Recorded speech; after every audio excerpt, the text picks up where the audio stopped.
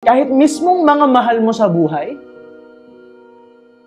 mismong pamilya mo, mismong kaibigan mo, o baka nawalan ka na ng kaibigan, kahit mismong sila yung mangda-down sa'yo, iaahon mo sarili mo, iaangat mo sarili mo, disiplina yon.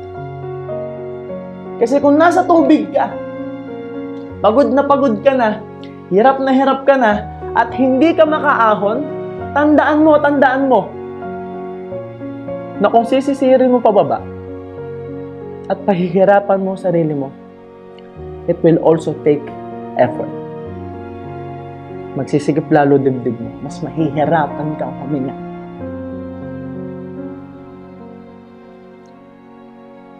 Kahit halos malulunod ka na, discipline is, maiisip mo pa rin na iangat ang sarili mo. Ilaban ang sarili mo, languyin pataas. Kahit mahirap, kahit mabigat, iaahon mo sarili mo. Kasi alam mong deserve mo.